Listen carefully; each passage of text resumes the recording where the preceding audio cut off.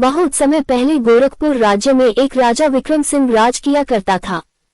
राजा विक्रम सिंह बहुत गुस्से वाले थे। एक दिन वह सोचता है कि क्यों ना मैं अपने बेटे को अपने जीते जी ही राजा घोषित कर दूं।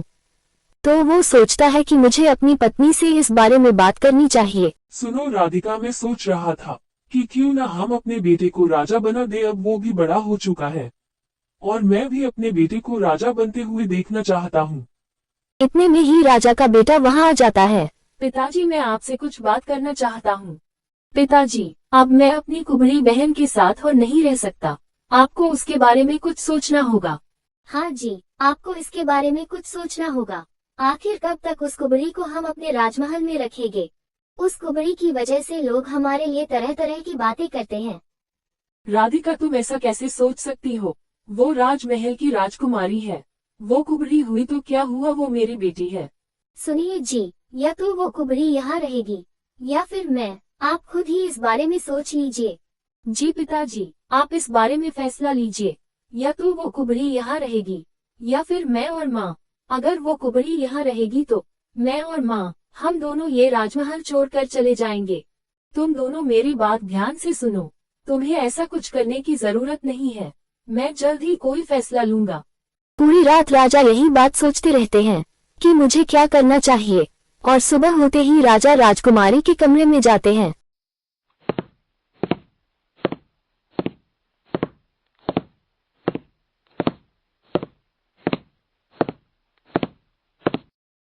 और कहते हैं, बेटा, तुम आज अच्छे से तैयार हो जाना। तुम्हें और मुझे एक दावत पर जाना है शहर। अभी इस बारे में तुम अपनी माँ और अपने छोटे भाई को मत बताना कि हम लोग आज दावत पर जा रहे हैं शहर। ठीक है पिताजी, आप जैसा चाहते हैं मैं वैसा ही करूंगी। लेकिन मेरे छोटे भाई को भी ले लेते तो अच्छा होता, क्योंकि मेरा भाई इस राज्य का होने वाला राजा है। नहीं बेटा, दावत में सिर्फ हम दोनों ही शहर जाएंगे। चलो जल्दी से अच्छे से तैयार हो जाओ, फिर जल्दी से चलते हैं।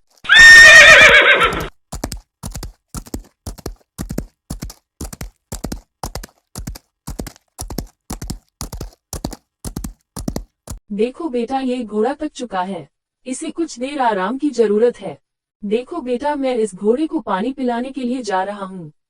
तुम इस सुनसान जंगल में अपना ध्यान रखना। मैं अभी थोड़ी देर में लौटकर वापस आ जाऊंगा। जी पिताजी, आप जैसा कहेंगे मैं वैसा ही करूंगी, लेकिन कृपा करके आप जल्दी आ जाना। मेरी प्यारी बच्ची को तो खबर ही नहीं की मैं उसे जंगल में अकेला छोड़कर जा रहा हूँ। मुझे अपनी पत्नी की वजह से यह सख्त कदम उठाना पड़ा। हे ईश्वर, आप मुझे माफ करना। राजा जी, आप सुबह सुबह कहाँ से आ रहे हैं? राधिका, मुझे अपने आप पर शर्म आती है कि मैं अपनी बेटी को जंगल में छोड़कर आ गया। सुनिए राजा जी, आप उस कुबड़ी के बारे में इतना क्यों सोच रहे हैं? वह हमारी सगी बेटी भी नहीं थी। हम उससे जंगल से ही तो उठा कर लाए थे। अब आप अपने बेटे के बारे में भी सोचें, क्योंकि हम दोनों ही उसे राजा बनते हुए देखना चाहते हैं। मुझे लगता है तुम शायद सही कह रही हो राधिका। अब हमें अपने बेटे का राज तिलक कर देना चाहिए और उसको जल्दी से जल्दी राजा घोषित कर देना चाहिए। तो क्यों न हम अपने बेटे का राज तिलक कल ही कर दे। कल का दिन बहुत शुभ भी है। जी ठीक है, आपको जैसा अच्छा लगे। ठीक है, तो बेटा कल तुम तैयार रहना। कल से तुम इस साम्राज्य के नए राजा होंगे और मुझे भी अब आराम मिलेगा, क्योंकि मेरा बेटा मेरी जगह जो लेने वाला है। जी मेरे पिताजी, मैं आपको कभी निराश नहीं करूंगा और मैं आपके खिलाफ जाकर कभी कोई गलत फैसला नहीं लूंगा। हाँ मेरे प्यारे बेटे, मुझे तुमसे यही उम्मीद है कि तुम मुझसे भी अच्छे राजा बनकर दिखाओगे। पिताजी को गए हुए काफी देर हो चुकी है, वो अभी तक क्यों नहीं आए? अब तक तो पिताजी को आ जाना चाहिए था। कहीं उनके साथ कुछ दुर्घटना तो नहीं हो गई? ईश्वर मेरे पिताजी को सलामत रखना। मेरे पिताजी बहुत अच्छे राजा हैं, उन्हें कुछ मत करना। इतना कहते ही राजकुमारी रोने लगती है।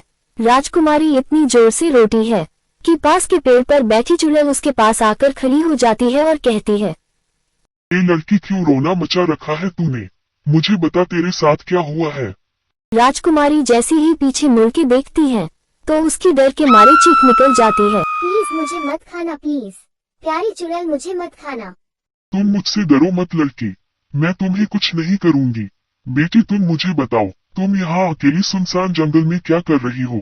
मैं अपने पिताजी के साथ एक दावत पर शहर जा रही थी। तभी हमारा घोड़ा थक जाता है और पिताजी घोड़े को पानी पिलाने के लिए चले गए। वो वापस ही नहीं आए। अभी तक मुझे लगता है पिताजी के साथ कुछ अनहोनी हो गई है। शायद हो सकता है तुम्हारे पिताजी तुम्हें वापस ले जाना भूल गए हो, तो मैं तुम्हें तुम्हारे राजमहल तक छोड़ दूंगी, ठीक है? लेकिन बेटा तुम रोना मत। अब चुड़ैल को लड़की पर दया आ जाती है और वो उसे राजमहल छोड़ने के लिए गोरखपुर जाती है। उधर गोरखपुर में नए राजा बनने की पूरी तैयारी हो चुकी थी। राजकुमार प्रतिज्ञा लेने के लिए आगे बढ़ता है। आज से मैं आपका नया महाराज हूँ। मैं अग्नि को साक्षी मानकर यह शपथ लेता हूँ कि मैं अपने राजमहल पर आने वाले संकट का सामना करूंगा और अपनी प्रजा के लिए हर वह चीज करूंगा जिससे मेरी प्रजा खुश हो, और यह मैं वचन देता हूँ। राजकुमार के इतना बोलते ही महल पर हमला हो जाता है। देखो बेटा, मुझे लगता है राजमहल पर किसी ने हमला कर दिया है। यही सही समय है तुम्हें अपने असली राजा होने का एहसास प्रजा को दिलाने का। पिताजी, मैं तो कल से राजा बनूंगा। आज की जिम्मेदारी तो आपकी है, आप ही संभालिए इसे। मैं तो कल से संभाल लूंगा और मैं तो चला यहाँ से। बेटा, तुम ये क्या बेवकूफी वाली बात कर रहे हो? तुम्हें इनसे जंग करनी पड़ेगी। राजकुमार महाराज की एक भी बात नहीं सुनता और वहाँ से सीधा चला जाता है।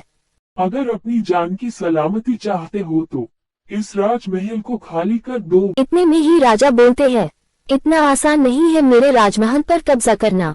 आओ मुझसे जंग करो। दोनों में जंग होने शुरू हो जाती है।